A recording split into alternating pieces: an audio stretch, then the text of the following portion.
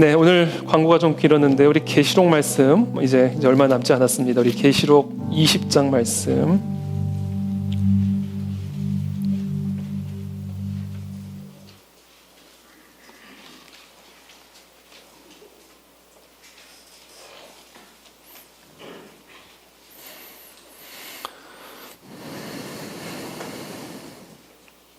(20장) 1절부터 15절까지 저와 여러분들이 한 절씩 교독하겠습니다. 저부터 읽겠습니다. 또 내가 보매 천사가 무저갱의 열쇠와 큰 쇠사슬을 그의 손에 가지고 하늘로부터 내려와서 용을 잡으니 곧 옛 뱀이요 마귀요 사탄이라 잡아서 1000년 동안 결박하라. 무저갱에 던져 넣어 잠그고 그 위에 인봉하여 1000년이 차도록 다시는 만국을 미혹하지 못하게 하였는데 그 후에는 반드시 잠깐 노일이라. 또 내가 보자들을 또 내가 보니 예수를 증언하는 것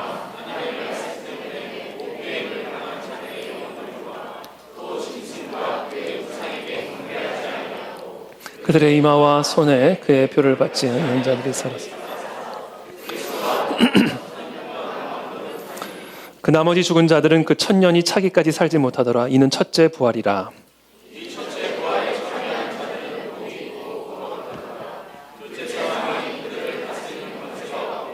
도리어 그들이 하나님과 그리스도의 제사장이 1000년 동안 그리스도와 더불어 왕 노릇하리라.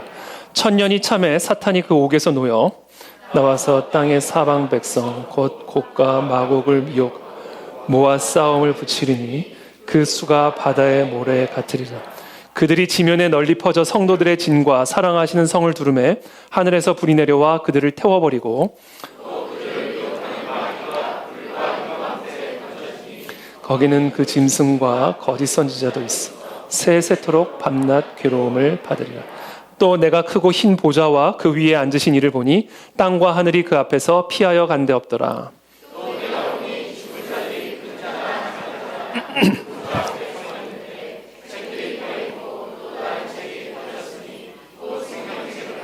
죽은 자들이 자기 행위를 따라 책들에 기록된 대로 심판을 바다가 그 가운데에서 죽은 자들을 내주고 또 사망과 음부도 그 가운데에서 죽은 자들을 내주매 각 사람이 자기의 행위대로 심판을 받고 사망과 음부도 불못에 던져진 이것은 둘째 사망 곧 불못이 함께 읽습니다. 누구든지 생명책에 기록되지 못한 자는 불못에 던져지더라. 아멘. 우리를 위해 예비하신 1000년의 시간이라는 제목을 가지고 오늘 함께 계시록 20장 말씀 나누겠습니다. 이 계시록 20장은 아시는 분들은 아시겠지만 요한계시록에서도 가장 어떻게 보면 논란이 많고 또 논쟁이 있고 다양한 해석이 존재하는 그런 본문입니다. 그래서 우리가 함부로 어떤 특정, 우리 모두 여기 계신 분들도 아마 특정한 어떤 관점, 특정한 어떤 그 해석을 지지하는 분들이 아마 있을 겁니다. 그리고 또 그게 다양하게 있을 겁니다. 그래서 우리가 함부로 우리가 갖고 있는 관점을 가지고 나와 다른 관점을 너무나 몰아붙이거나 또는 심지어 이단이라고 하거나 이런 식으로 해버리면 곤란합니다. 특별히 계시록 20장의 말씀은 신학계 안에서도 다양한 입장이 있고 다양한 관점이 있고 다양한 해석이 있기 때문에 내가 가진 관점을 기준으로 다른 상대방의 관점을 이단이라고 밀어붙이면 잘못하면 칼빈을 이단이라고 말하실 수도 있고요. 성 어거스틴을 여러분들이 이단으로 규정하는 것이 될 수도 있고 팀 켈러 목사님, 존 파이퍼 목사님 같은 분들을 여러분들이 이단으로 규정짓는 이단적인 행위를 하실 수가 있는 겁니다. 만약에 성 어거스틴을 이단이라고 얘기한다면 그 사람이 이단이죠. 칼빈을 이단이라고 말한다면 그 사람이 이단인 거죠. 그렇기 때문에 다양한 관점을 우리가 존중하고 특별히 이 계시록 20장은 그러니까 환상이나 상상 환상도 아니고 상상도 아니고 상징. 왜 환상 상상이 나오는지 모르는데 상징으로 참 가득한 책이기 때문에 요한계시록 전체가 그렇기 때문에 하나님이 그렇게 상징의 언어로 이 말씀들을 설명하실 때에는 또 다양한 관점 또 다양한 해석을 또 용인하셨기 때문이라고 생각을 들어요. 그래서 그런 면에서 우리가 또 여러 해석들이 다 각자 나름대로의 또 이유가 있고 의미가 있고 또 중요한 부분들이 있습니다. 그래서 하나의 관점만을 우리가 고집한다기보다는 서로 다른 관점들을 존중하면서 또 자신의 관점들을 또 설명할 수 있는 그런 좀 포용력 있는 자세가 요구되어지는 본문이 특별히 오늘 우리가 함께 나누게 될 요한계시록 20장입니다. 왜냐하면 제가 오늘 이렇게 서두를 말씀드리는 이유는 저 자신도 분명한 또 관점을 제가 이 20장에 관해서 갖고 있기 때문에 혹시라도 그것과 다른 생각을 갖고 계신 성도님들께서 좀 혼돈스러워하실 수도 있고 혼란스러워하실 수도 있고 그런 어떤 좀 마음의 우려가 있어서 오늘 이 계시록 20장을 설명하기 전에 제가 미리 말씀을 나누는 겁니다. 우리를 위해 예비하신 천년의 시간, 계시록 17장 1절부터 19장 10절은 바벨론에 대한 최후의 심판을 보여주고 있고요. 음녀로 상징되어지는, 또 바벨론으로 상징되어지는 이 세상에 대한 최후의 심판을 보여주고 있고요. 계시록 19장 11절부터 21절은 우리가 지난주에 나눈 것처럼 두 짐승에 대한 최후의 심판을 묘사하고 있습니다. 그리고 20장 오늘 본문 1절부터 10절은 용에 대한 최후의 심판을 묘사하고 있습니다. 사탄을 상징하는 용에 대한 최후의 심판. 그러니까 계시록 17장부터 오늘 본문에게 이르기까지 바벨론에 대한 최후의 심판, 그 다음에 두 짐승에 대한 최후의 심판, 마지막으로 용, 사단에 대한 최후의 심판이 쭉 기록이 되어 있는데 이 최후의 심판의 순서는 시간적인 순서를 의미하는 것은 아닙니다. 사탄과 짐승과 바벨론은요, 유기적으로 서로 연결이 되어 있어서 어느 하나가 손상이 되면 다른 하나도 치명적으로 손상될 수밖에 없는 사탄의 삼위일체입니다.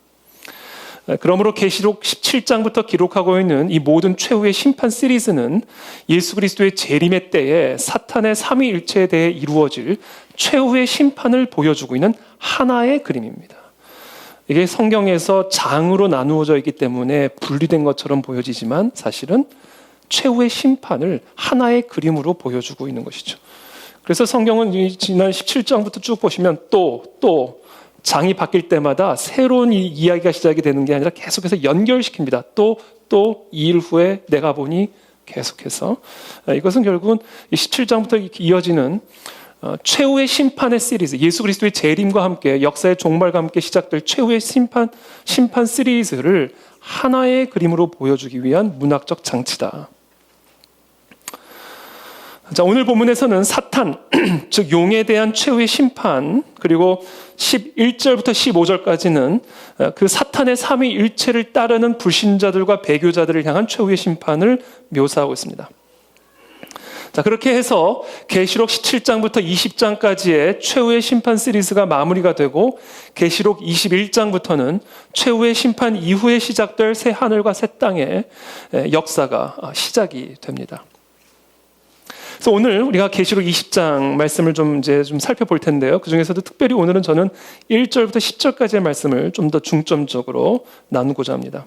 용에 대한 심판의 이야기입니다. 1절부터 10절에 보면 사단에 대하여 총 2번의 심판이 이루어집니다. 첫 번째 심판은 1000년 동안에 이루어지는 심판이고요. 두 번째 심판은 1000년이 다 찬 이후에 이루어지는 사탄에 대한 심판입니다. 먼저 1절부터 3절까지입니다.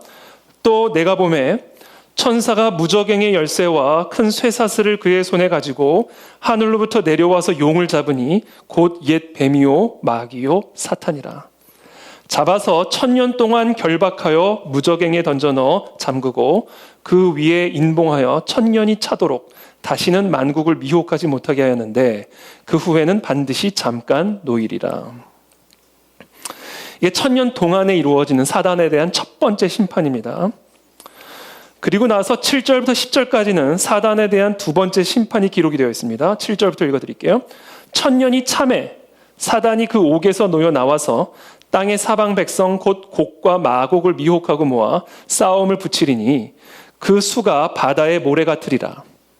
그들이 지면에 널리 퍼져 성도들의 진과 사랑하시는 성을 두르매 하늘에서 불이 내려와 그들을 태워버리고 또 그들을 미혹하는 마귀가 불과 유황못에 던져지니 거기는 그 짐승과 거짓 선지자도 있어 세세토록 밤낮 괴로움을 받으리라. 자, 첫 번째 심판은 천년 동안에 이루어지는 심판이고요. 지금 방금 저와 여러분들 제가 읽어드린 이 두 번째 심판은 천년이 다 찬 이후에 이루어지는 심판입니다. 그러므로 지금 서로 다른 두 시점에 이루어지는 두 심판이 기록이 되고 있는 거예요. 그렇다면 이 두 심판의 관계는 무엇일까? 그것을 우리가 오늘 살펴봐야 되는 겁니다. 그게 오늘 아주 핵심적인 내용입니다. 여기서 먼저 우리가 짚고 넘어가야 할 사실은 이 본문을 문자적으로 해석할 것이 아니라 상징적으로 해석해야 한다는 사실입니다. 일단 요한은 용이 사탄을 상징하는 것이라고 설명합니다. 진짜 용이 나온 게 아니에요. 용은 사탄을 상징합니다. 1절부터의 말씀이죠. 또 내가 보매 천사가 무저갱의 열쇠와 큰 쇠사슬을 그의 손에 가지고 하늘로부터 내려와서 용을 잡으니 용은 곧 옛 뱀이요 마귀요 사탄이라 잡아서 천년 동안 결박하여. 자, 용이 사탄을 상징하는 것이라는 이 친절한 설명은 앞으로 이어지는 묘사들 역시 문자적으로가 아니라 상징적으로 해석해야 한다는 사실을 암시해 주고 있습니다. 그러므로 계시록 20장 2절부터 기록되고 있는 천년 동안 결박하여 3절부터 언급하고 있는 무저갱의 열쇠, 큰 쇠사슬, 무저갱에 던져 넣어 잠그고 그 위에 인봉하여와 같은 이런 표현들 역시 문자적으로 해석할 것이 아니라 용과 마찬가지로 상징적으로 해석하는 것이 자연스럽습니다. 특별히 이것을 상징적으로 해석하는 것이 너무나 당연한 이유는 영적인 존재인 사탄이 쇠사슬로 결박당하거나 열쇠로 잠겨있는 무저갱에 갇혀있을 수는 없기 때문에 그렇습니다. 여러분, 우리가 사탄을 쇠사슬로 묶어놓을 수가 있습니까? 잠금 장치로 사탄 마귀를 가둬둘 수가 있습니까? 이거는 문자적으로 해석할 수 있는 문장들이 아닙니다. 이거는 상징이에요. 그러니까 상징의 바다입니다. 오늘 계시록 20장은. 근데 이 상징의 바다 가운데 우리가 원하는 어떤 특정한 단어만 끄집어내서 문자적으로 해석한다? 그러면 아주 막강한 성경적 근거가 뒷받침되지 않는다면 부자연스럽다. 그렇다면 이 두 심판은 지금 계시록 20장에서 기록하고 있는 이 첫 번째 천년 동안에 이루어진 심판과 그 다음에 두 번째 심판 천년이 다 찬 이후에 이루어지는 이 심판은 어떤 관계를 갖고 있는 것일까? 이것이 오늘 본문을 해석하는 데 있어서 아주 핵심적인 역할을 합니다. 반복해서 말씀드리지만 첫 번째 심판에서는 사탄이 천년 동안 무저갱에 갇혀 있습니다. 위치가 그거예요. 첫 번째 심판 때는 사탄이 무저갱에 갇혀 있어요. 열쇠로 잠가놨고 인봉해놨습니다. 그러나 두 번째 심판을 보면, 즉 천년이 다 찬 이후의 심판을 보면 사단이 무저갱에서 나와서 불과 유황못에 던져집니다. 그리고 거기서 세세토록 영원한 심판을 받는다고 되어 있습니다. 자, 지금 이 두 번째 심판에서 이 불과 유황못에 던져졌다. 그래서 거기서 세세토록 영원한 심판을 받는다라고 기록된 이 부분이 중요합니다. 왜냐하면 지금 이 부분은 계시록 19장 20절에서 우리가 지난주에 나눈 말씀에서 짐승과 거짓 선지자가 종말의 때 그리스도의 재림과 함께 최후의 심판을 받고 들어간 곳이거든요. 거기가 20절의 말씀입니다. 계시록 19장 20절. 짐승이 잡히고 그 앞에서 표적을 행하던 거짓 선지자도 함께 잡혔으니 이는 짐승의 표를 받고 그의 우상에게 경배하던 자들을 표적으로 미혹하던 자라. 이 둘이 산채로 유황불 붙는 못에 던져지고, 지금 이 짐승과 거짓 선지자가 종말의 때 그리스도의 재림과 함께 임하게 될 최후의 심판에서 어디로 던져졌다? 유황불 붙는 못에 던져졌다. 두 번째 심판에서 지금 오늘 용에 대한 두 번째 심판, 사단에 대한 두 번째 심판에서 사단이 무저갱에 있다가 나와서 들어간 곳이 지금 이 거짓 선지자와 짐승이 들어가 있는 유황불 붙는 못에 들어간 겁니다. 이것은 무엇을 의미하는가? 두 번째 사탄에 대한 심판, 즉 천년 이후에 지금 받고 있는 사탄에 대한 심판은 이거는 최후의 심판이라는 얘기예요. 거짓 선지자와 같은 곳에 들어가 있잖아요. 짐승과 같은 곳에 들어가 있잖아요. 그러니까 지금 천년이 지난 이후에, 천년이 다 찬 이후에 지금 사단마귀가 무저갱에서 나와 들어간 유황불 붙는 못은 지금 무엇을 의미하는 거냐면 지금 사탄이 예수 그리스도의 재림과 함께 임하는 최후의 심판을 받고 들어갔음을 말하는 겁니다. 자, 그렇게 우리가 해석을 한다면 지금 천년이 지난 이후에 지금 사탄이 유황불 붙는 못에 들어갔다는 이 이야기는 예수 그리스도의 재림의 때를 의미하는 거다라고 해석이 가능하죠. 그리스도의 재림의 때. 그러니까 이 두 번째 받은 천년이 다 찬 이후에 사단이 받은 이 심판의 때는 그리스도의 재림의 때에 받은 심판이라고 우리가 해석을 할 수가 있는 겁니다.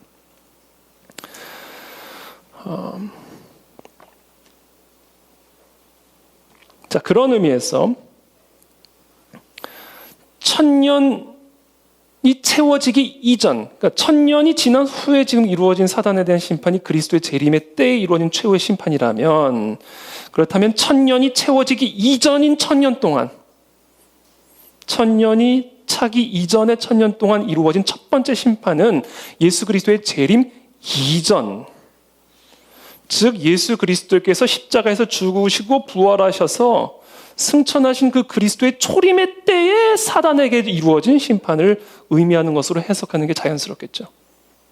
두 번째 사탄에 대한 심판이 천년 이후에 이루어진 심판이 예수 그리스도의 재림의 때 최종적인 심판이라고 한다면, 첫 번째 무저갱에 사탄을 집어넣은 그 첫 번째 사단에 대한 심판은 자연스럽게 그렇다면 그리스도의 초림의 때, 그리스도께서 이 땅에 오셔서 십자가에서 죽으시고 부활하시고 승천하심으로 말미암아 사단의 머리를 치신, 사단을 결박시키신, 사단을 이기신 그 첫 번째 그리스도의 초림의 때를 의미하는 것으로 해석하는 게 자연스럽습니다.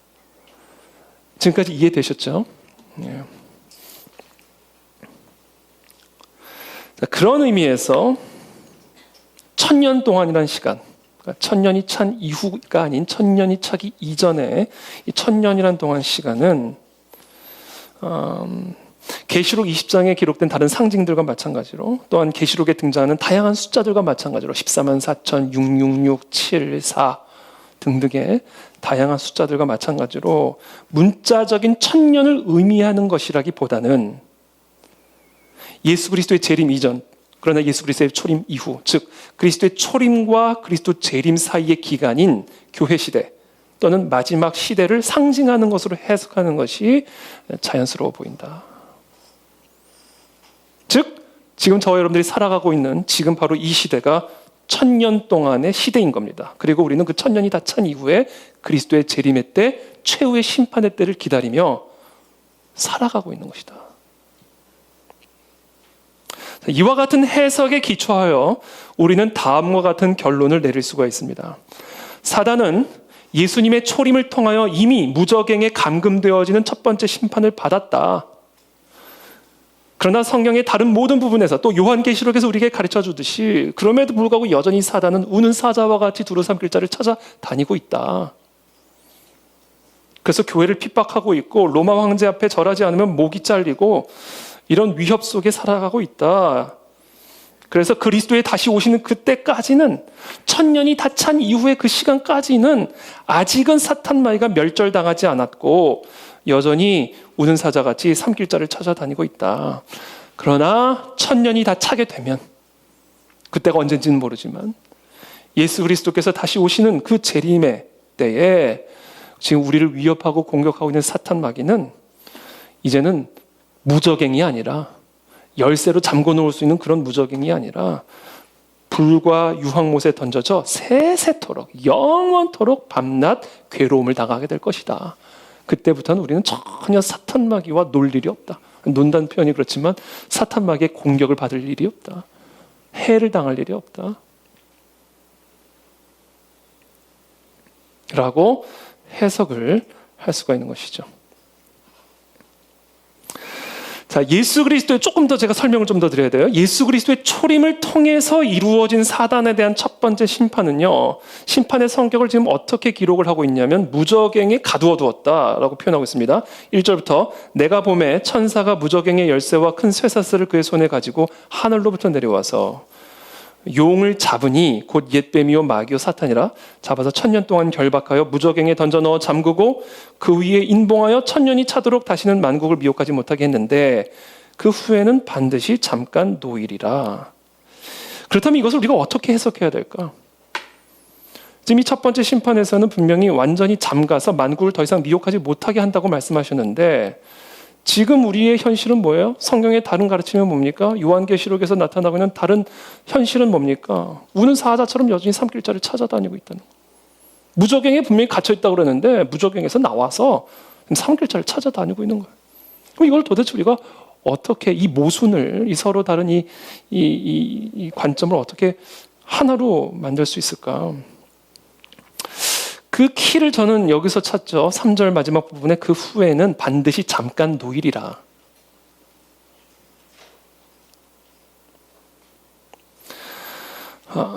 이것은 우리가 어떻게 해석해야 되냐면, 그리스도의 초림을 통해서 이루어진 사단에 대한 첫 번째 심판은 무저갱에 가두어 두신 것이다. 이것은 그리스도께서 그리스도의 주권적인 뜻에 따라 마귀를 풀어놓으실 수도 있음을 암시하는 것으로 해석할 수 있다고 봅니다. 특별히 열쇠라는 상징을 사용하고 계신 이유가 저는 여기에 있다고 봐요. 열쇠는 잠그는 기능을 가지고 있지만 동시에 열 수 있는 기능도 갖고 있습니다. 열쇠를 갖고 있는 열쇠 주인의 뜻에 따라서 열 수도 있고 닫을 수 있는 게 무저갱이고, 무저갱을 잠그고 있는 열쇠입니다. 그 열쇠를 받아가지고 천사가 하늘에서 내려와가지고 사단 마귀를 무저갱에 가두어뒀다는 거예요. 무엇을 통해? 그리스도의 십자가 보혈을 통해서 그 일이 이루어졌다는 거예요. 근데 또 이렇게 얘기하잖아요. 그 후에는 반드시 잠깐 노일이라. 그러니까 노일 수도 있다라는 것을 암시하고 있는 거죠. 열쇠를 가지고 있는 주권자의 뜻에 따라 무저갱이 열릴 수도 있음을 우리에게 암시해주고 있는 것이죠.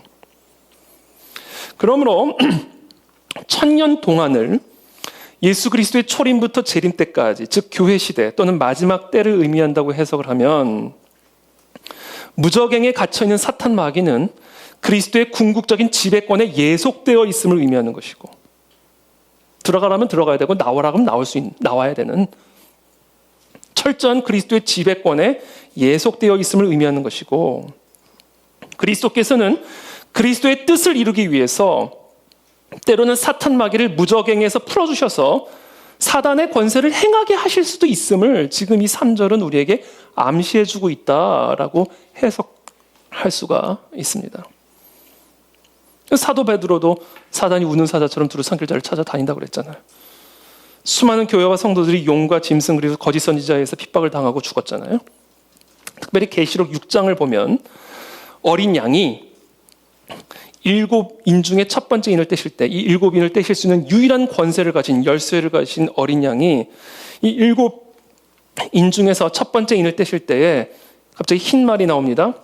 두 번째 인을 뗄 때는 붉은 말이 나옵니다. 세 번째 인을 떼자 검은 말이 나오고, 네 번째 인을 떼자 청황색 말이 나오는데, 그 청황색 말을 탄 사람의 이름이 사망이에요. 그리고 음부가 그 뒤를 따랐다, 이렇게 얘기했습니다.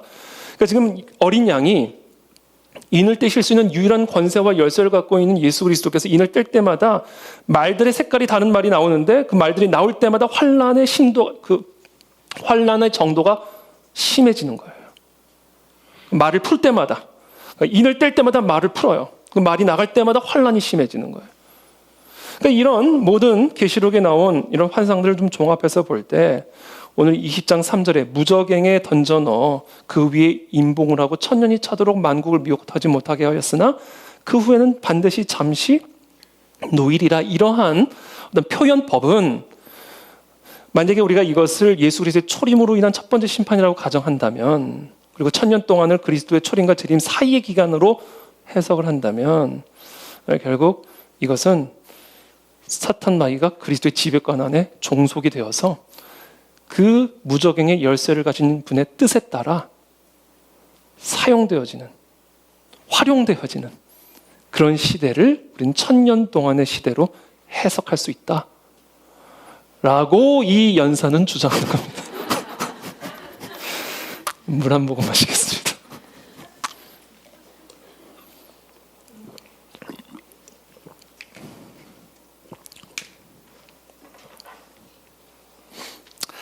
자, 그렇다고 전제하고, 그와 같은 해석을 전제로 하고, 그렇다면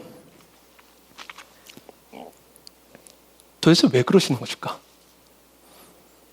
왜 한 번에 멸절하지 않으시고 그리스도의 초림 때, 아니 이미 심판을 확정 지었으면, 이미 사탄의 패배가 확정이 되었으면 그것을 최종적인 심판으로 끝을 내시지. 그래서 바로 그 순간, 부활하시는 그 순간 사탄을 그냥 영원한 유황불못에 집어 던지셔서 전혀 사탄으로부터 어떤 해도 받지 않고 괴롭힘도 당하지 않는 그런 하나님의 나라를 만드시지 왜 무저갱의 열쇠로 가둬두시고 천년이란 그 불특정한 시간 동안 그 사탄 마귀와 함께 살게 하신 것일까, 우리를. 그리고 언제일지 모르는 예수 그리스도의 재림의 때까지 왜 기다리게 하신 것일까?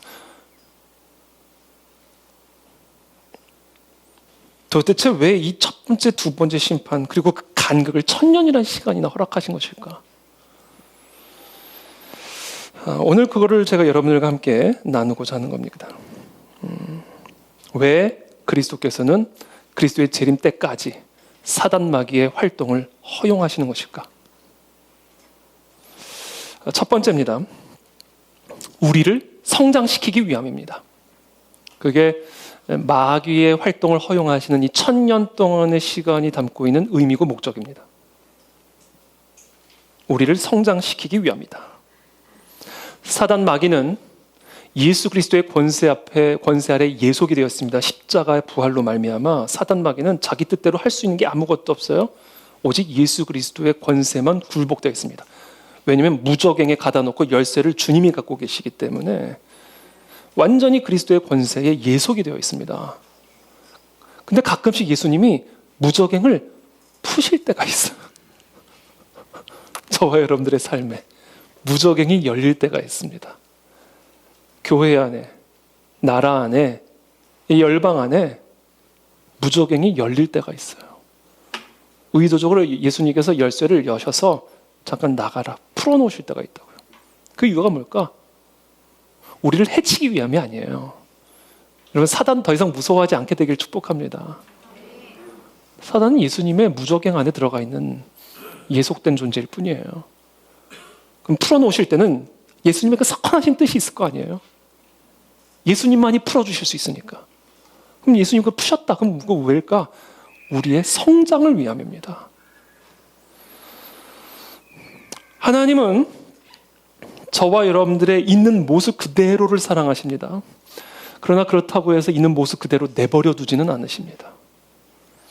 우리가 다 하나님의 아들을 믿는 것과 아는 일에 하나가 되어 온전한 사람을 이루어 그리스도의 장성한 분량이 충만한 데까지 이르리니, 이는 우리가 이제부터 어린아이가 되지 아니하여 사람의 속임수와 간사한 유혹에 빠져 온갖 교훈에 풍조에 밀려 요동하지 않게 하려 함이라.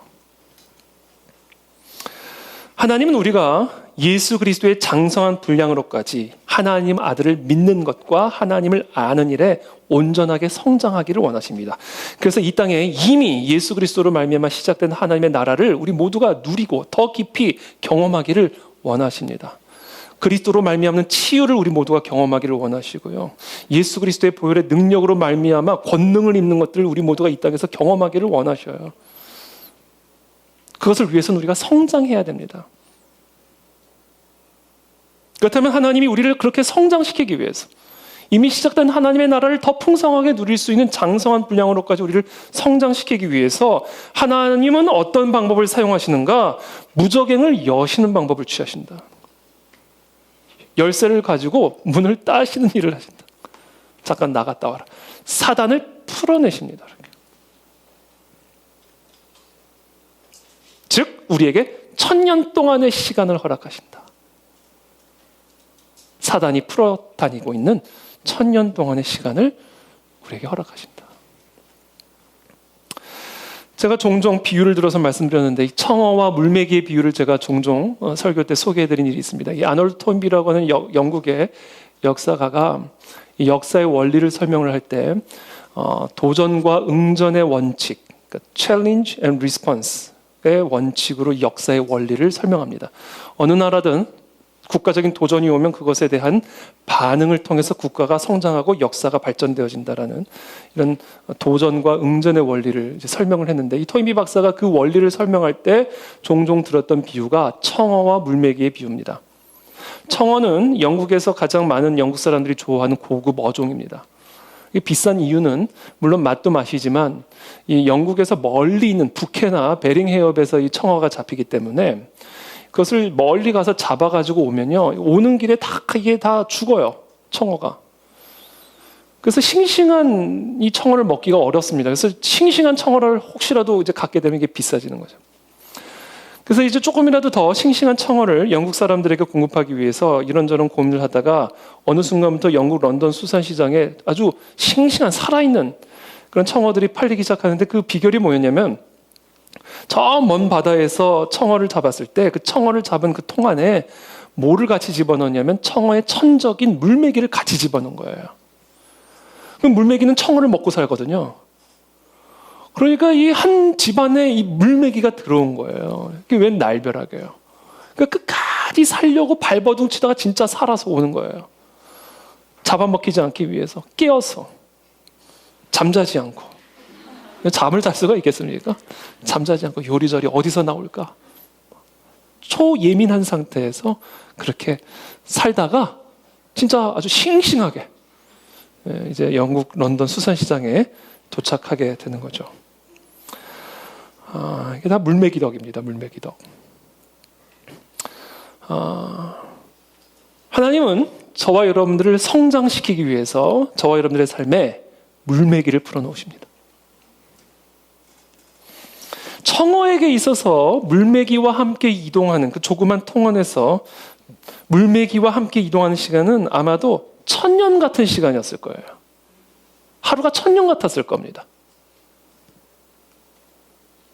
하나님은 우리의 성장을 위해, 우리의 영적인 성숙을 위해 하나님을 아는 일과 하나님을 믿는 일에 온전한 성장을 이루게 하시기 위해서 어떤 방법을 취하시냐면요.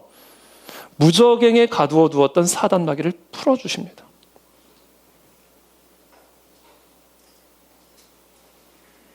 그래서 우리로 하여금 깨어있게만 하는 거예요. 기도를 게을리하던 사람들이 기도를 하기 시작하고 성경을 줄만 읽던 사람들이 매일같이 성경을 읽기 시작하고 물메기보다 더 큰 분을 찾으려고 하니까 찾을 수 있는 분이 결국 하나님밖에 없고 내 주에 의지할 곳 없어서 오직 주님만을 바라보면 나옵니다. 찬송 부르면서 주님 앞에 나오게 되고 결국 물메기가 저와 여러분들을 그리스도께로 이끌어가 하나님을 아는 일과 믿는 일에 성장이 일어나게 하신다는 거예요.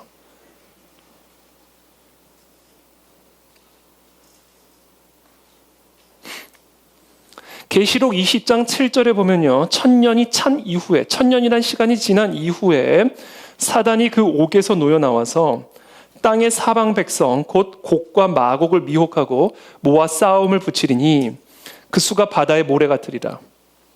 그들이 지면에 널리 퍼져 성도들의 진과 사랑하시는 성을 두르매 하늘에서 불이 내려와 그들을 태워버리고 또 그들을 미혹하는 마귀가 불과 유황못에 던져지니 거기는 그 짐승과 거짓 선지자도 있어 세세토록 밤낮 괴로움을 받으리라.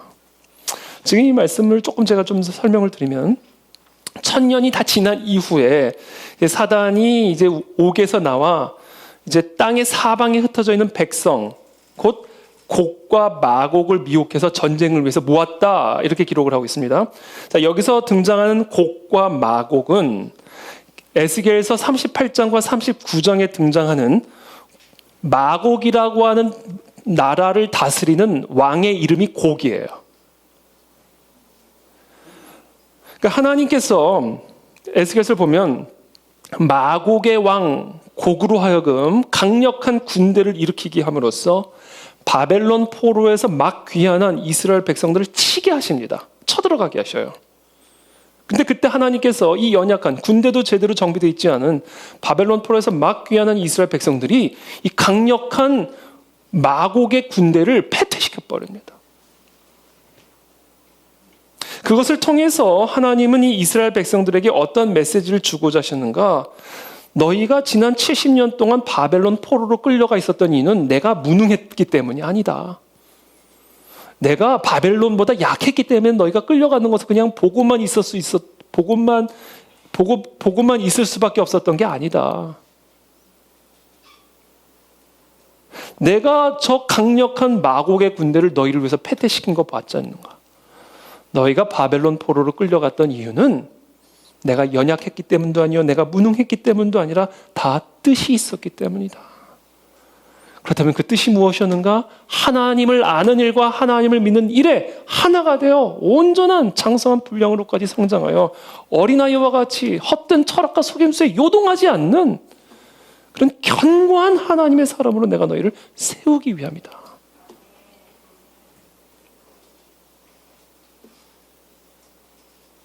이스라엘 백성들에게 40년 광야 생활은 아마 1000년 같은 40년이었을 거예요. 이스라엘 백성들에게 바벨론 포로 70년 생활은요, 아마 1000년 같은 70년이었을 겁니다. 그러나 그 시간이 다 차고 나면 어떻게 해서든 40년이든 70년이든 1000년이든 하나님이 정한 그 시간이, 불특정한 그 시간이 차고 나면 우리 모두는 다 어떻게 되는가? 하나님을 아는 일과 하나님을 믿는 일에 온전하게 되어 믿음의 장성한 분량으로까지 채워져 이미 시작된 하나님의 나라를 누릴 수 있게 된다. 한마디로 이 1000년이라는 시간은, 물매기와 함께 보내는 1000년이라고 하는 이 시간은요, 우리를 연단하여 우리의 믿음을 성장시키시는 시간입니다. 그래서 하나님은 저와 여러분을 위해서 무능해서도 아니요, 연약해서도 아니요, 한 방에 사탄을 끝낼 능력이 없어서가 아니라 저와 여러분들을 위해서 끝까지 잠들지 않고, 끝까지 세상에 삼켜지지 아니하고, 끝까지 저 가나안 약속의 땅으로까지 좌로나 우로나 치우치지 않고 입성할 수 있도록 우리를 끌어가시기 위해서 물매기를 풀어놓으시는 거예요. 사단을 완전히 죽여놓되, 이 사단의 운명은 이미 결정을 지어놓되, 그러나 여전히 우는 사자처럼 산길자를 찾아다니게 함으로써 이 땅에 내가 세워놓은 교회로 하여금, 이 땅에 내가 세워놓은 성도들로 하여금 끝까지 잠들지 않고 어떤 위협과 어떤 미혹과 어떤 유혹 앞에서도 흔들리지 아니하고 장성한 믿음의 분량을 가지고 끝까지 저 약속의 땅에 입성할 수 있게 하시기 위한 하나님의 조치다.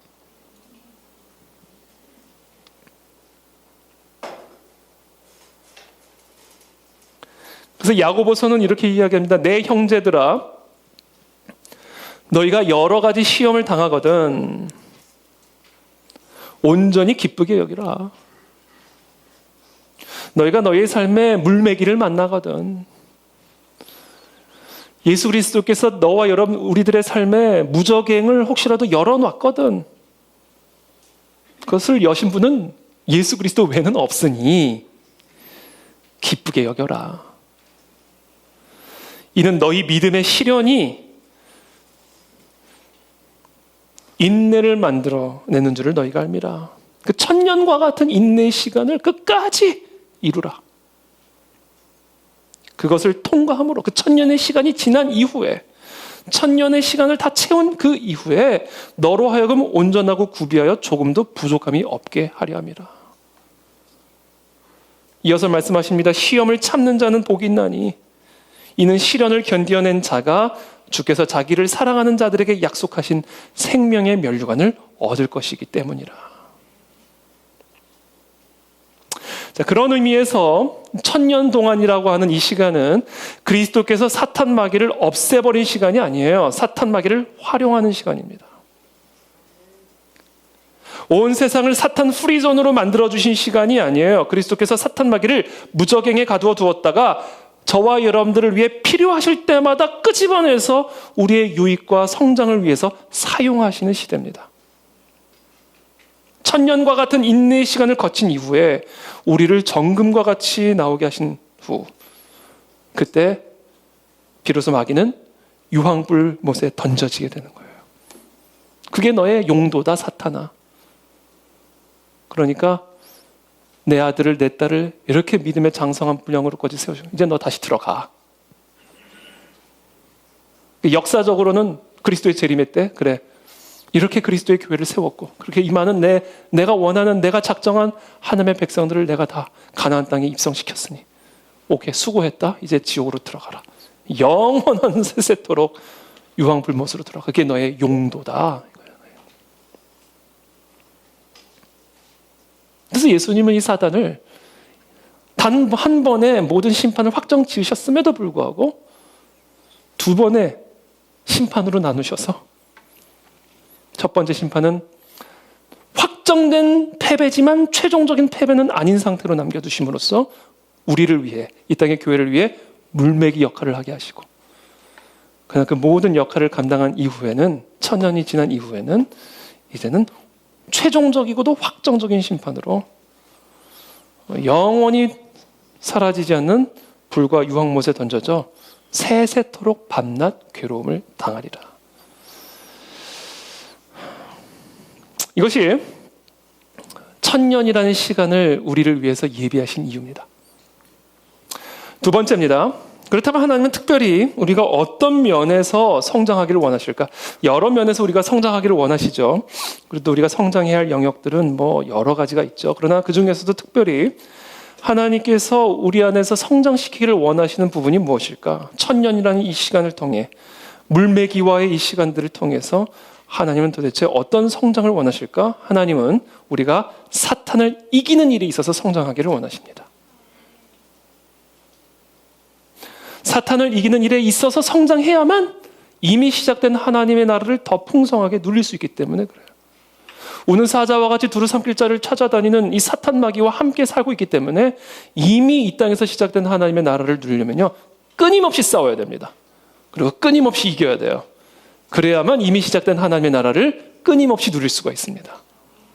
그래서 하나님은 저와 여러분들이 이 세상에 천년이라는 시간 동안 거주하는 동안 사탄을 이기는 일에 있어서 성장하기를 원하셔요. 저와 여러분들 모두 이 사탄을 이기는 성도님들이 되시기를 축복합니다. 사단에게 지지 마십시오. 절망의 영에 사로잡히지 마시고, 두려움의 영에 사로잡히지 마시고, 상황과 환경 앞에 무릎 꿇지 마시고, 사단을 이기는 일에 성장이 있는 저와 여러분들이 다 되시기를 예수님의 이름으로 축복합니다.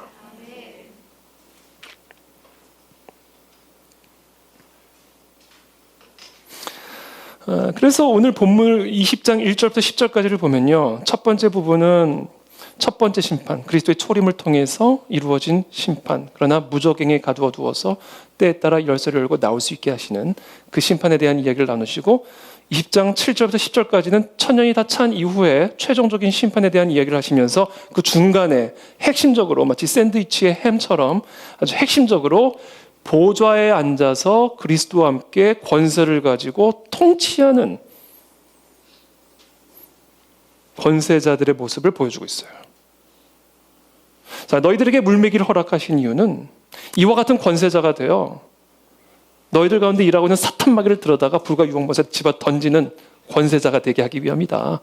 이 메시지를 사실은 이 계시록 20장이 우리에게 주고 있다고 저는 묵상했습니다. 4절 말씀을 함께 읽어보겠습니다. 또 내가 보좌들을 보니 거기에 앉은 자들이 있어 심판하는 권세를 받았더라. 또 내가 보니 예수를 증언함과 하나님의 말씀 때문에 목베임을 당한 자들의 영혼들과 또 짐승과 그의 우상에게 경배하지 아니하고 그들의 이마와 손에 그의 표를 받지 아니한 자들이 살아서 그리스도와 더불어 천년 동안 왕노릇하니.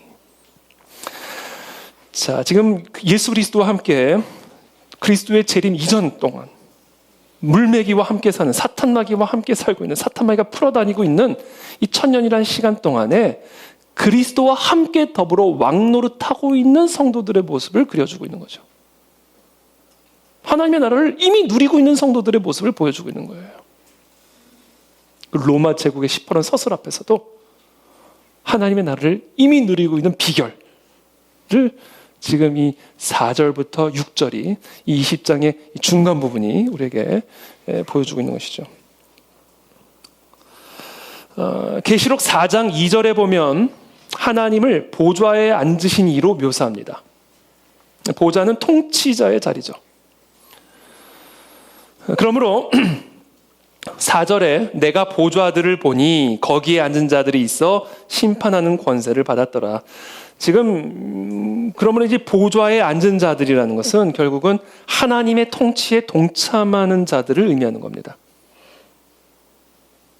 그렇다면 보좌에 앉아서 하나님의 통치에 동참한 자들은 구체적으로 누구일까?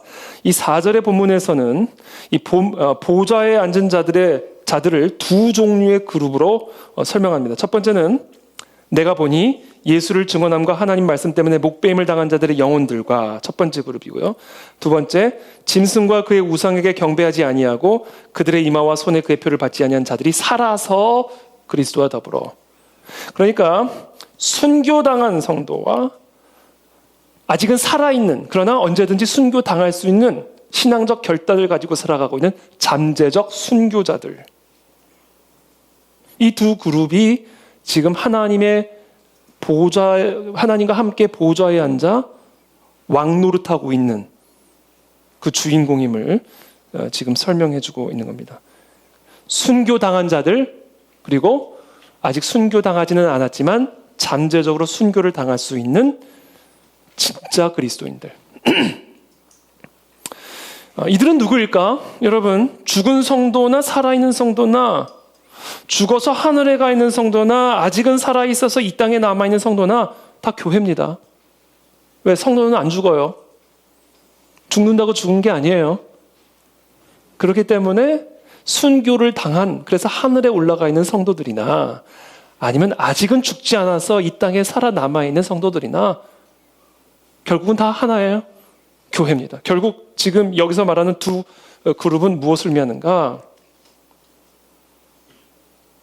그런 의미에서 지금 보좌에 앉아 하나님의 통치에 참여하고 있는 이 자들은 순교적 정신으로 무장된 교회 공동체를 상징하는 것으로 해석할 수가 있어요.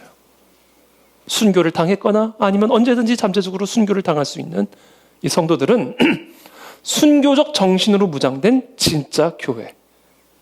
그들이 지금 보좌에 앉아 하나님과 함께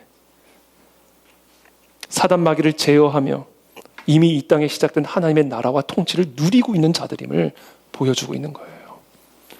그러니 순교를 당했겠죠. 그러니 순교를 당했겠죠. 스데반이 하늘의 문이 열려가지고 예수님이 서 계신 게 보였으니까 순교를 당했겠죠. 그러니까 순교를 당하면서 찬양을 했겠죠. 그러면서 자기 자녀가 사자밥이 되는 것을 보면서도 예수님을 부인하지 않았겠죠. 그러지 않고서야 제정신으로 그럴 수가 있겠습니까? 이미 그 땅에 시작된 하나님의 나라 가운데 들어가 있지 않았다면 누가 순교를 할 수가 있겠습니까? 누가 자신의 신앙 때문에 직장에서 쫓겨나는 것을 감당하고 감옥에 들어가는 것을 감당하겠어요?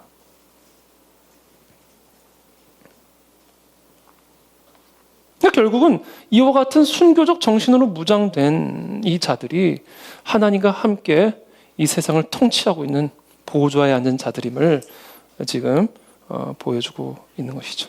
그래서 우리는 한 가지 기억해야 됩니다. 순교적 정신으로 무장된 진짜 교회에게는 하나님께서 세상을 다스리고 통치할 수 있는 권세를 부여하십니다. 죽음을 이길 수 있는 권세를 부여하십니다. 사단을 제어할 수 있는 권세를 부여하시고요. 죄와 사망의 권세를 끊어낼 수 있는 영적 권위를 부어주십니다. 전 저와 여러분들이 그와 같은 그리스도의 성도들이 되기를 축복합니다. 또 내가 네게 이르노니 너는 베드로라. 내가 이 반석 위에 내 교회를 세우리니 음부의 권세가 이기지 못하리라. 내가 천국 열쇠를 네게 주리니 네가 땅에서 무엇이든지 매면 하늘에서도 매일 것이요 네가 땅에서 무엇이든지 풀면 하늘에서도 풀리리라. 분명히 말씀하셨어요. 내가 교회를 세울 것이고 그 교회는 음부의 권세가 절대로 이길 수 없는 권세를 가진 곳이 될 것이다. 그리고 내가 너희들에게 천국의 열쇠를 줄 텐데 네가 땅에서 뭐든지 매면 하늘에서도 맬 것이요 땅에서도 풀면 무엇든지 하늘에서도 풀리는 영적 권세를 너희에게 주어서 나와 함께 이 땅을 다스리고 통치하게 될 것이다. 그리고는 여러분 이어서 예수님이 무슨 얘기를 하냐면 나 근데 죽을 거다. 너도 나 따라오려면 죽을 수 있다. 순교적 정신으로 무장된 성도가 아니라면 지금 내가 너에게 약속한 그 권세는 너에게 주어지지는 않을 것임을 예수님이 암시하고 있는 것이죠.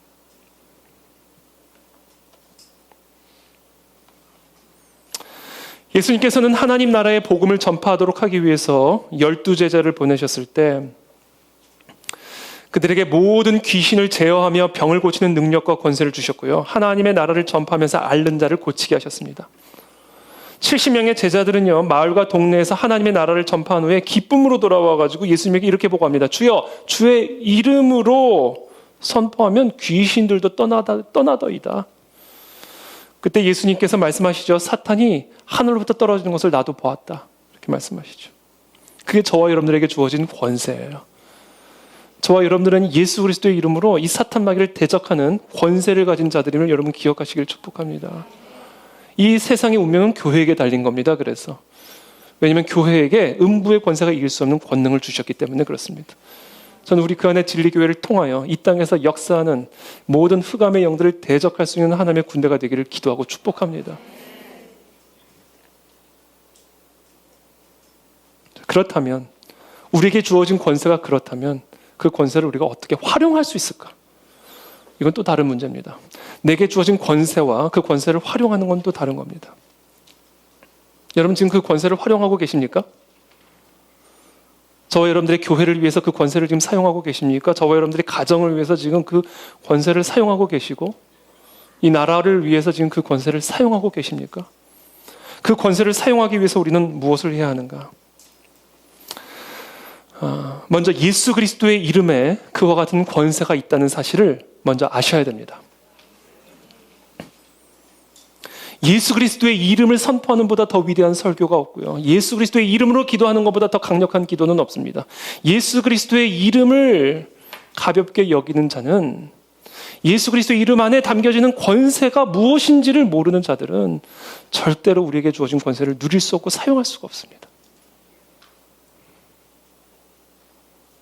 주여, 주의 이름이면 귀신들도 우리에게 항복하더이다 그러잖아요, 여러분. 예수 그리스도의 이름이면 귀신들이 항복하고 떠나더이다. 하늘에서 떨어지더이다. 그 얘기를 하시는 거잖아요. 그게 예수 그리스도의 이름 안에 있는 권세예요. 그래서 저는 이 시간 축복합니다. 예수 그리스도의 이름으로 명하노니 우리를 사로잡고 있는 모든 절망의 영들은 떠나갈지어다. 모든 육신의 질병들은 나음을 얻을지어다. 이게 예수 그리스도의 권세 안에 담겨진 하늘의 권세예요. 이것을 사용하셔야 된다는 거예요. 절망하지 말고 사단의 밥이 되지 말고 예수 그리스도 이름의 권세로 사단을 밥으로 삼아라 이거예요. 그렇게 우리를 성장시키기 위해서 1000년이라는 시간을 허용하시는 거다.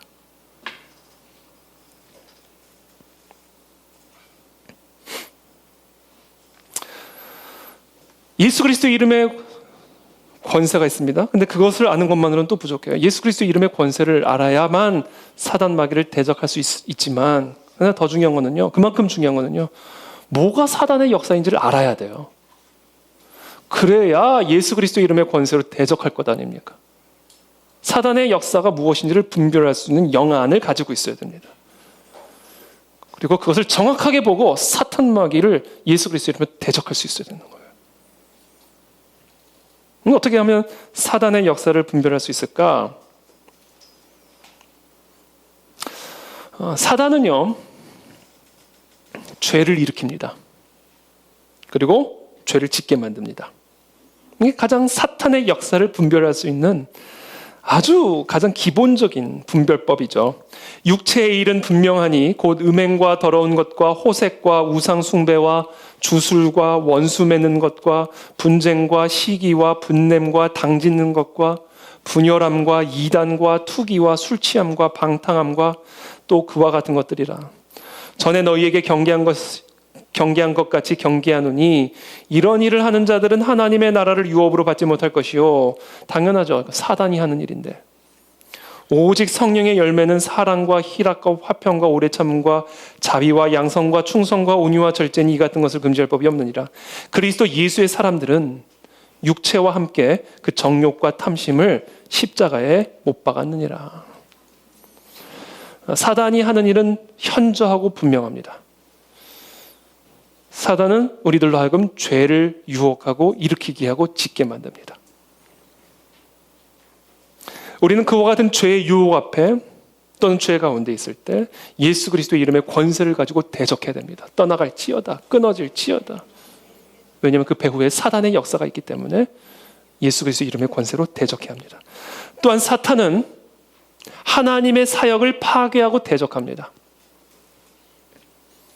사단이 하와로 하여금 하나님께 범죄하게 함으로써 하나님의 창조 질서를 완전히 망가뜨려 버렸듯이 사단은 예수님을 시험하여 메시아로서의 사역에 완전히 실패하게 하렸듯이, 그래서 가룟 유다의 생각 속으로 들어가 결국 예수님을 십자가에서 죽여버림으로 예수님의 사역을 완전히 실패로 돌아가게 하려고 했듯이, 사단 마귀는 하나님의 사역을 파괴하고 대적합니다. 거짓말, 속임수, 의심, 두려움, 혼동, 질투, 교만, 중상모략, 온갖 종류의 파괴적인 활동을 사용해서 사람들로 하여금 하나님을 대적하고 하나님의 일을 회방하고 파괴하고자 합니다. 마치 느헤미야가 예루살렘 성벽을 재건하려고 할 때, 제가 이름을 잊어먹었습니다.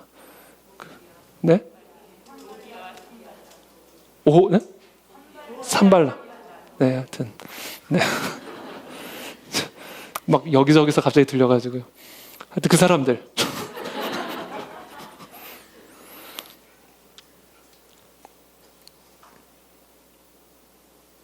또 사단은 자신의 영향력 아래에 있는 사람들을 통해서 복음 전파를 강력히 반대할 거예요. 복음 전파 못하게 할 겁니다. 소리를 지를 거예요. 가버나움 회당에 오셨을 때 귀신 들린 사람들이 이야기해요. 마침 저희 회당에 더러운 귀신 들린 사람이 있어 소리 질러 가로되. 예수님이 회당에 들어오셔서 복음을 전하려 하니까 귀신 들린 사람들이 소리를 지릅니다. 나사렛 예수여, 우리와 당신이 무슨 상관이 있나이까? 우리를 멸하러 왔나이까? 나는 당신이 누구인 줄 아노니 하나님의 거룩한 자니이다. 그럼 회개하고 돌아올 것이지, 이걸 왜 소리치면서 외치면서 예수님의 설교를 방해하냐고요.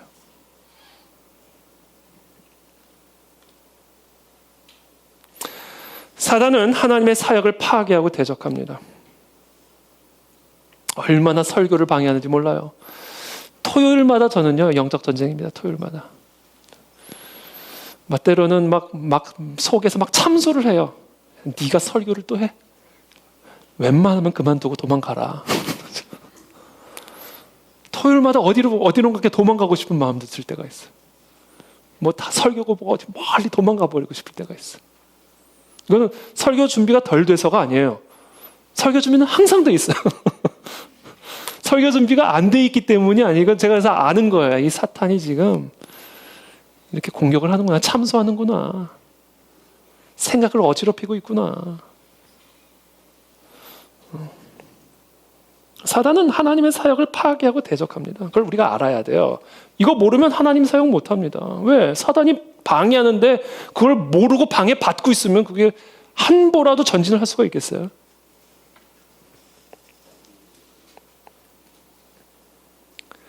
또한 사단은 하나님의 피조물을 파괴하려는 경향이 있고요. 특히 하나님의 형상대로 지음받은 인간을 망가뜨리려 합니다. 예수님께서 변화산에서 내려오자마자 한 아버지가 예수님에게 귀신 들린 아들을 데리고 와서는 증상을 설명하죠. 귀신이 어디서든지 그를 잡으면 거꾸러져 거품을 흘리며 이를 갈며 그리고 파리해지는지라. 귀신이 그를 죽이려고 불과 물에 자주 던졌나이다. 그러면요, 마귀는요, 마귀를 사랑하는 자를 죽입니다. 이 마귀가 하는 짓이에요. 마귀는 마귀를 따라가는 자들을 죽여요. 마귀를 사랑하는 자를 해쳐요. 마귀를 위하는 자들을 해친다. 이게 사단이에요.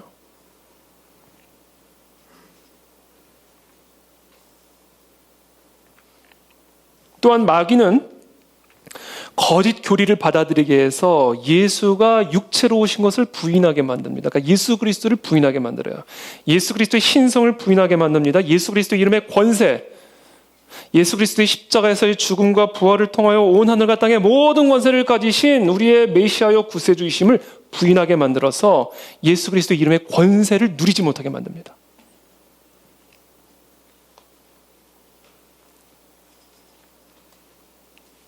때로는 이 사단 마귀의 이 영적인 영향력을 주관적으로 감지해야 할 때가 있어요. 많은 경우는 사탄 마귀의 영향력 또는 사탄 마귀의 역사들을 객관적으로 관찰이 가능합니다. 그러나 그렇지 않은 또 많은 경우들이 있어요. 이거는 나만 알 수 있는 게 있어요. 여러분만 알 수 있는 게 있습니다. 주관적으로만 감지되어지는 사탄 마귀의 영적 방해와 공격들이 있습니다. 그래서 사도 바울은 고린도전서 12장 10절에서 영들을 분별하는 게 영적 은사의 하나라고 했어요. 이 은사는요, 우리 모두가 다 갖고 있어야 돼요. 그래야 사단과 싸울 수가 있기 때문에 그래요. 그래서 예수님이 가끔씩 무적행을 풀어놓으시는 거예요.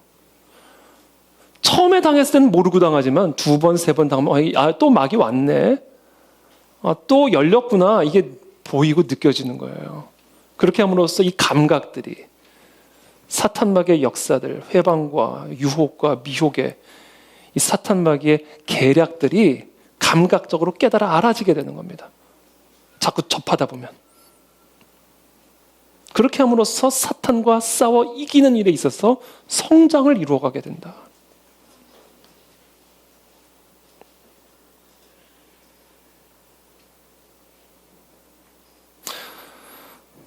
그래서 이 감각들이 생기면 쉽게 말하면 이게 마귀 냄새가 나요. 이거 무적행 또 열렸네. 이 냄새가 납니다. 냄새. 이 고린도 후서 2장 15절입니다. 우리는 구원 얻는 자들에게나 망하는 자들에게나 하나님 앞에서 그리스도의 향기니 이 사람에게는 사망으로 쫓아 사망에 이르는 냄새요. 저 사람에게는 생명으로 쫓아 생명에 이르는 냄새라. 이 냄새가 있다고요, 냄새. 무적행의 냄새가 있어요. 사단 마귀의 냄새가 있다. 그 냄새를 정확하게 감지할 수 있는 감각들이 우리 안에서 살아있어야 됩니다. 이게 다 마귀와 싸워 이기는 일에 있어서 성장을 이루는 방식이에요. 단순히 예수 그리스도 이름의 권세를 외치고 선포하는 것만으로 되는 게 아니고 그 이름의 권세를 순수하게 믿는 것으로 다가 아닙니다. 사탄 마귀가 어떻게 빛의 천사로 가장하여 일을 하고 있는지 볼 수 있는, 느낄 수 있는 영안과 영적 감각들이 살아있어야 된다. 이 모든 일들이 어떻게 이루어져요? 물매기를 만나야 이루어져요. 무적행이 열려봐야 무적행의 냄새를 알죠.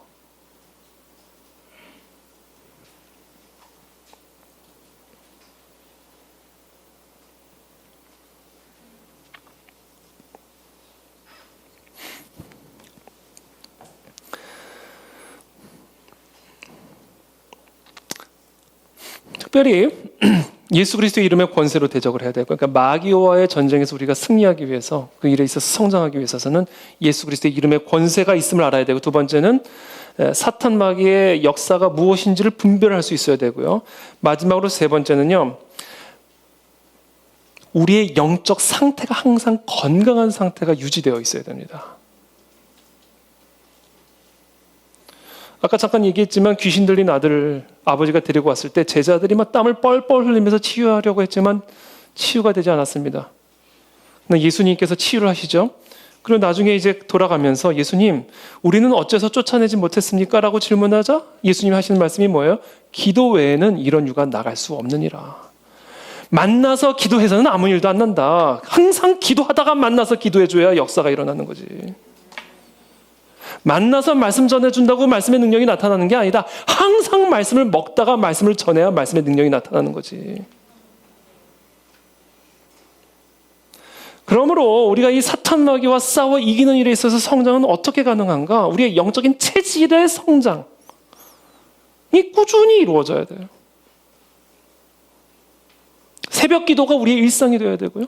큐티가 우리의 삶의 양식이 되어야 되고요. 기도는 내 삶의 호흡이 되어야 돼요. 그래야 기도할 때 기도의 능력이 나타나는 것이고, 그때 그리스도 이름의 권세를 선포할 때 그리스도 이름의 권세가 나타나는 거지. 일주일에 한 번 와가지고 예수 그리스도 이름으로 기도할 때 아니에요. 예수 그리스도 이름의 권세는 분명히 있지만 그 이름의 권세를 사용하는 사람의 영적 상태에 따라 그 이름의 권세가 나타날 수도 있고 나타나지 않을 수도 있습니다. 저는 그게 저의 꿈이고 로망이에요. 정말 더 깊이 기도하고 더 깊이, 지금보다 그래서 제가 이번 주에 조금 디프레스 됐던 게 너무 연약하고 너무 부족한 게 많다. 기도로 더 깊이 뚫어야 되는데 내가 아직 거기까지 뚫고 들어가지를 못했구나. 우리 성도님들을 기도해 줄 때마다 더 깊은 영적인 파워가 흘러 들어가야 되는데 내가 아직 그만큼 준비되어 있지 않구나. 나 같은 죄인은 더 굶어야 되겠다. 나 같은 죄인은 잠도 자면 안 되겠다. 그래서 디프레스가 됐어. 제 로망에 하루 종일 기도하고 하루 종일 준비하면서 영적인 완벽한 상태로 올라가서 그냥 할렐루야만 해도 다 쓰러지는 그 그림.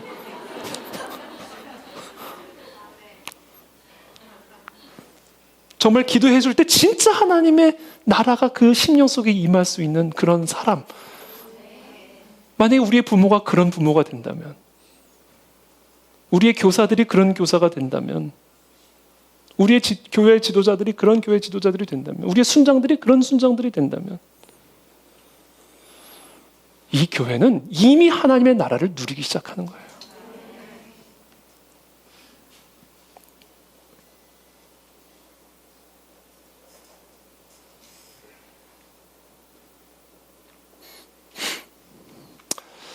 그래서 이 모든 것을 우리가 가능하게 하기 위해서 정말 이 예수 그리스도의 권세가 나타날 수 있는,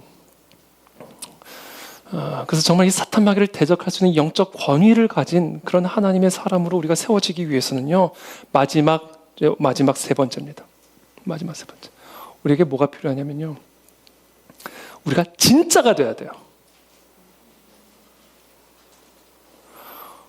우리가 예수 그리스도의 이름의 권세로 기도를 하는데도 능력이 나타나지 않는 이유는 진짜가 아니기 때문일 수 있어요. 성도인데 진짜가 아니야. 여러분 꼭 기억하십시오. 천국에는 성도가 가지 않아요. 진짜 성도가 들어가지.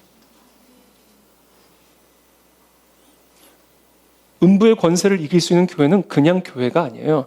진짜 교회지. 그래서 마지막 때는 키질이 일어나는 거예요. 밀과 가라지 사이에.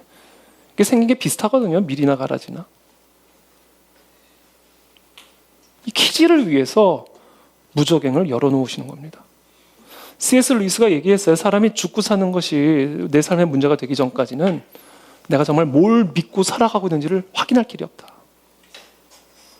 키질을 당해봐야 내가 정말 뭘 믿고 있는지, 내가 정말 무엇의 권세를 믿고 있는지를 확인할 수 있다. 우리는 그냥 성도가 아니라 진짜 성도가 되어야 됩니다, 여러분. 그래야 저와 여러분들이 진짜 예수 그리스도와 함께 왕노릇할 수가 있어요. 사단 마귀를 제어할 수 있는, 귀신을 제어할 수 있는, 질병들을 치유할 수 있는 권세를 가질 수 있다고요.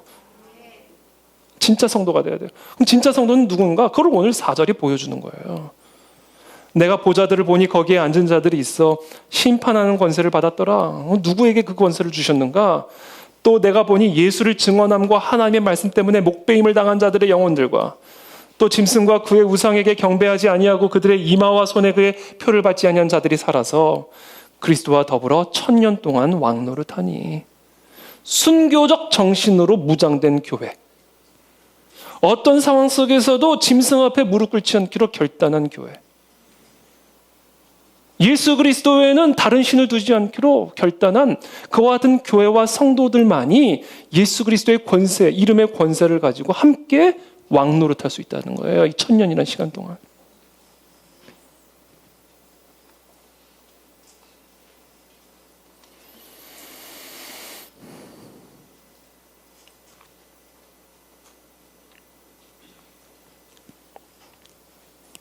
그래서 주님이 이 1000년이라는 시간들을 우리에게 허락하시는 겁니다.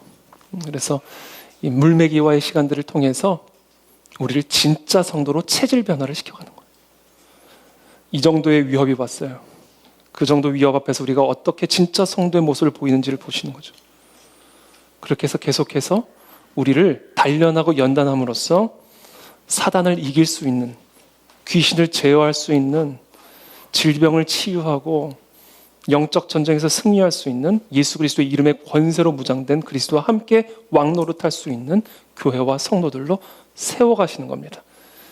그렇게 살다 보면 1000년이 가는 거예요. 그렇게 살다 보면. 그래서 그렇게 살다 보면 마치 마치 청어가 물매기 피해 막 가다가 어느 순간 1000년이 하루처럼 런던의 수산시장에 도착하듯이 막 피해 다니면 1000년이 하루같이 지날 거 아니에요. 무서워서 처음엔 하루가 1000년 같았을지 모르지만 지나다 보면 1000년이 하루같이 피하다 보면 그렇게 되는 거 아니에요. 그러니까 우리도 지금 이 시간 동안에 정말 예수 그리스도만을 경외함으로 우리가 마주하는 이런 모든 문제들을 깨어서 대적하며 살다 보면 1000년이 다 차고, 그렇게 되면 우리는 빵빠레 소리를 들으며 하나님의 나라에 입성하게 되는 것입니다. 그것이 바로 우리를 위해서 예비하신 천년의 시간입니다. 오늘 이 시간 우리가 그것을 위해서 함께 기도하며 나가도록 하겠습니다.